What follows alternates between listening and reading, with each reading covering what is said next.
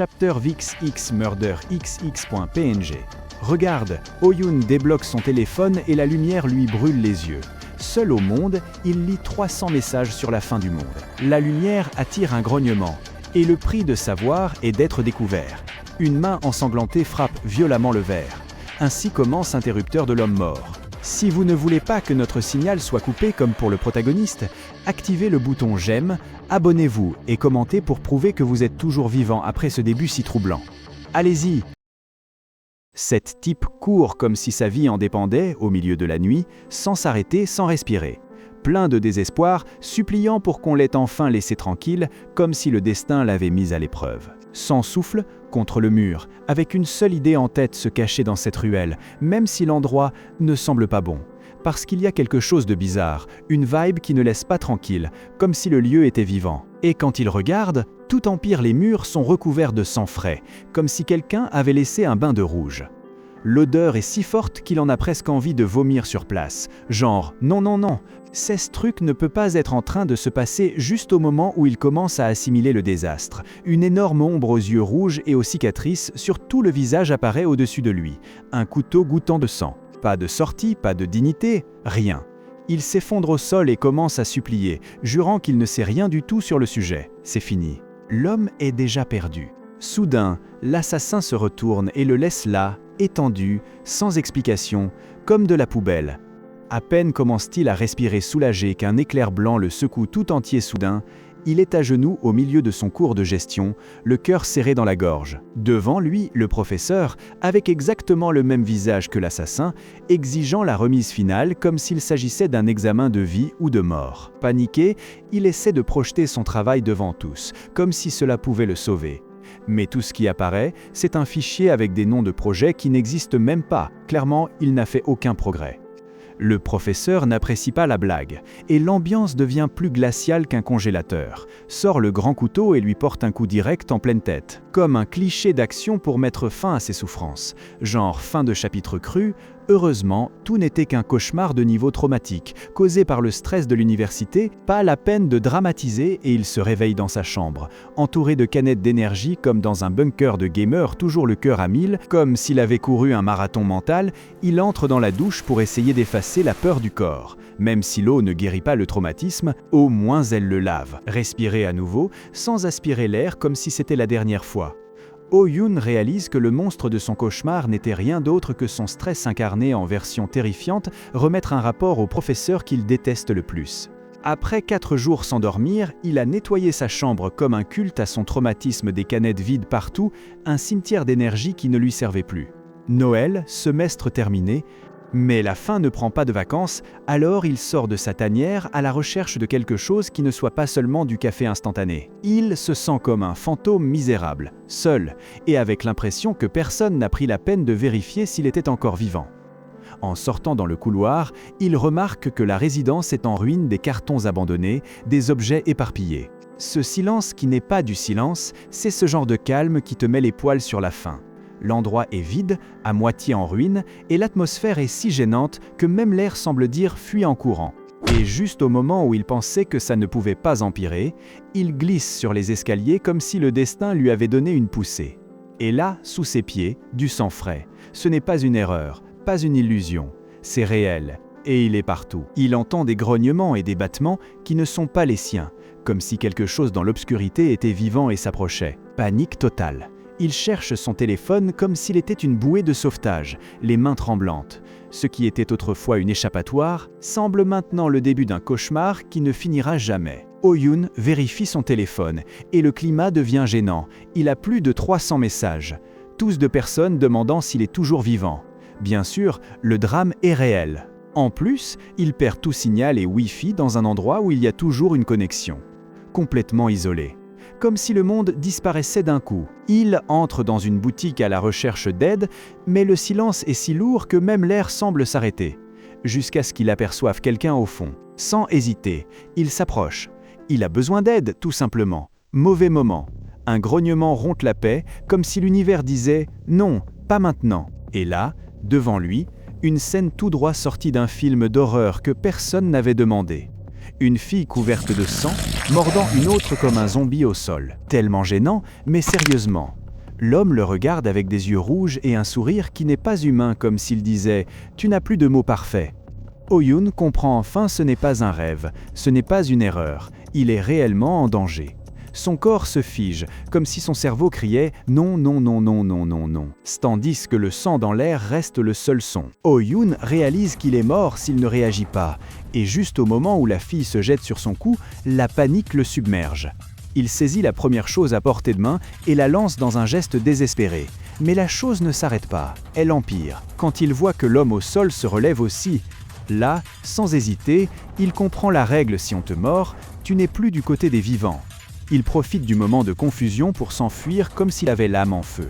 Ce Logra bloquait la porte avec un balai, comme si cela pouvait arrêter quelque chose qu'il ne comprend même pas tout en voyant les créatures s'écraser contre la vitre, comme de mauvais zombies, le cœur battant à 100 à l'heure, et le cerveau en mode « qu'est-ce qui se passe ?»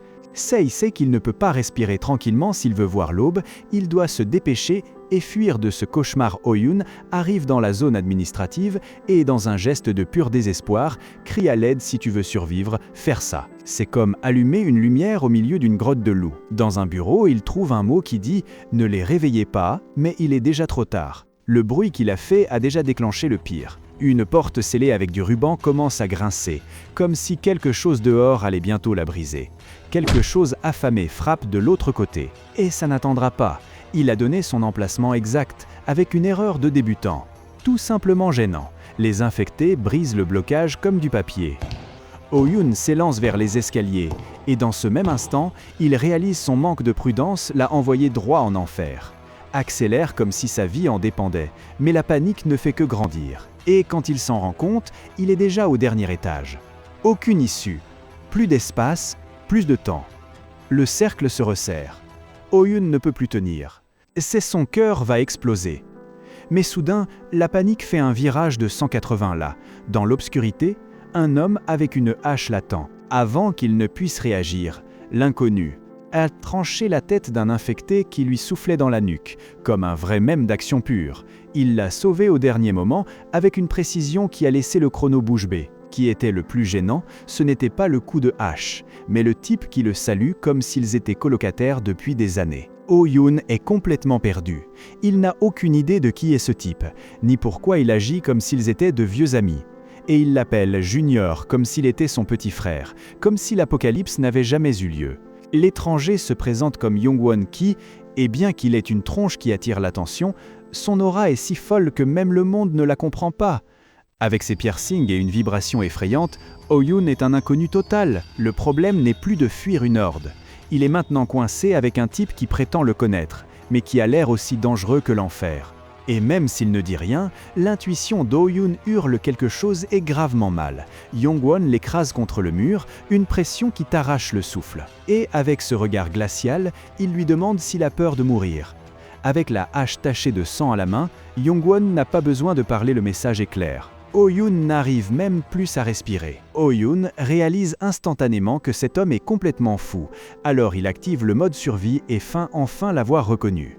Il s'excuse pour avoir oublié son nom, juste pour détendre l'atmosphère et éviter que Young-won ne l'élimine sur le champ. La comédie fait effet et Young-won baisse sa garde, mais lance une ultime menace s'il se distrait ou regarde ailleurs, il lui fait exploser la tête. Oh-Yoon respire un instant, bien qu'il sache désormais qu'il est désormais compagnon d'un psychopathe imprévisible. Young-won lui explique que les monstres réagissent au son et qu'ils doivent bouger avant que la zone ne soit remplie d'infectés par les cris d'O-Yoon. L'homme n'a pas la patience même pour une seconde, il lui intime de se taire tout de suite, parce qu'il déteste répéter les choses. En chemin, Oh-Yoon tombe sur le cadavre du directeur du dortoir. Et là, sans plus de cérémonie, il comprend que tout est fichu. Il n'y a plus d'autorité, plus de règles. Seulement un campus rempli de morts et un guide qui, s'il n'est pas pire que les monstres, au moins dégage la même aura de peur. Oh-Yoon commence à réaliser à quel point la situation est désastreuse. Young-won élimine les infectés avec une calme anormale, comme s'il avait perdu la comptabilité du nombre d'humains qu'il a tués. Le gamin est tellement serein qu'il dégage une aura de peur pure. Et Oh-Yoon réalise son sauveur pourrait bien être un psychopathe de première catégorie. La situation devient encore plus étrange quand Young-won lui dit qu'il ne peut pas le tuer, puis sans autre explication, exige qu'il lui prenne la main pour continuer. Une demande si gênante que Oh-yoon reste choqué, mais il n'a pas le temps de réfléchir, car soudain, un fracas brutal secoue tout l'immeuble comme si tout le monde s'effondrait. Quelque chose d'énorme vient droit sur eux, et il n'y a plus de temps pour fuir. Sans attendre une seconde, Yong-won l'attrape violemment et l'entraîne avec lui. Il met les pieds par terre et se met à courir. Et là, on voit ses mains couvertes de calots, du genre « j'ai déjà traversé 1000 choses », clairement habitué à la violence. Oh-yoon essaie de se libérer, réagissant instinctivement, genre « non, non, non, ne me lâche pas ». Yong-won lui coupe net le plan, sans aucune hésitation, genre « t'oseras pas ». Il l'avertit qu'il restera en arrière s'il lâche prise et qu'il ne l'attendra pas, comme un mème du genre « c'est toi qui t'en occupes, moi je m'en vais ». Yong-won le traîne avec une force qui ne correspond pas à son apparence, genre « c'est humain ça ». Il le laisse sans souffle et confirme que ce type est une machine à violence pure, sans filtre. En entrant dans la salle, Yong-won lâche une remarque du genre cringe sur un prix trouvé par les infectés quand soudain, des cris désespérés éclatent de l'autre côté de la porte. Oh-yoon n'hésite pas un instant et se précipite à leur secours, par instinct. Sans la moindre hésitation, il court vers le danger. Yong-won le tient avec une froideur qui te hérisse le poil. Il lui fait bien comprendre que cet homme est déjà hors jeu, comme une nourriture prête à être servie. Et si tu restes là, planté comme un idiot par pitié, tu seras le prochain sur la liste, sans exception. L'homme de l'autre côté de la porte supplie, mais Yong-won ne bat pas un cil, comme si ce n'était que du bruit de fond. Oh-yoon panique et essayer d'appeler à l'humanité son sauveur, bien sûr que non. Dans ce monde, l'empathie ne te sauve pas, elle te tue. Oh-yoon essaie de feindre qu'il est le courageux, en disant qu'il préfère courir le risque seul, mais on le voyait venir. Et là, Yong-won perd patience. Une fois pour toutes. Il l'écrase au sol avec une force qui dit clairement ce n'est pas un héros, c'est un danger. La tension monte d'un cran quand Yong-won l'appelle par son nom complet Oh-yoon Young. Le protagoniste reste figé. Son mensonge n'a servi à rien. Et maintenant, tout est en jeu. Ce psychopathe savait exactement qui était l'autre depuis le début. Yong-won le serre jusqu'à ce qu'il ne puisse plus respirer, pour qu'il se taise enfin, et lui lance une menace qui te glace le sang s'il veut en mourir, lui-même peut le faire ici même. Clos avec une phrase qui te brise l'esprit, rien ne changera s'il le tue une fois. Clair comme du cristal, Oh-yoon est désormais à lui. Dehors, les infectés dévorent déjà vivant le survivant que Oh-yoon voulait sauver. Yong-won ne le jette même pas un regard. Il l'oblige à écouter chaque cri, chaque craquement, comme si ce fût une bande sonore pour qu'il comprenne enfin ici, l'empathie ne sert à rien. Aussi vite qu'il a commencé, le bruit de la boucherie s'arrête. L'homme se relève comme si rien ne s'était passé et dit calmement « Il est temps de partir ». Oh-yoon est complètement perdu. Une seconde plus tôt, il ne pouvait pas sortir, et maintenant il marche déjà. Yong-won lui lance de cesser de vivre dans le passé et de se concentrer sur le présent. Il le traite de lent, même si Oh-yoon a de bonnes notes. Type, tu ne vois pas que le présent est là. Et toi, tu restes dans le passé. Oh-yoon tente de répliquer qu'ils ont des lits et de l'eau pour tenir. Mais Yong-won coupe court à la discussion comme si c'était une évidence. Non, non, non. Pas de temps à perdre en raisonnement. Maintenant, il lui assène un coup de hache pur et simple sur la serrure et poum, tout s'effondre. Il lui fait bien comprendre que s'il tient tant à rester là, autant appeler les monstres pour une nuit de cauchemar. Parce que ce refuge n'a plus aucune sécurité, ni même une porte digne de ce nom. Avec la porte réduite en miettes et la tension à son comble, Oh-yoon comprend qu'insister serait une mission suicide. Il déglutit, dit pardon avec l'air de quelqu'un qui s'est déjà rendu et décide qu'il vaut mieux s'incliner que continuer à écouter les folies d'un type qui est à un pas de l'utiliser comme cible pour sa hache. Yong-won explique que les monstres sont simples et occupés par l'autre survivant, et révèle la vérité avec une froideur qui n'a rien d'humain, il l'a utilisé comme appât. Sans remords, sans culpabilité, rien du tout. Pour lui, ce n'était qu'une transaction, un sacrifice nécessaire pour gagner du temps. Point. Oh-yoon réalise qu'il voyage avec un sociopathe et, paniqué, lui demande s'il l'a également gardé uniquement pour l'utiliser comme appât, puis l'abandonner sans plus. Il se sent comme un fardeau et il ne comprend pas pourquoi Yong-won s'obstine à le protéger.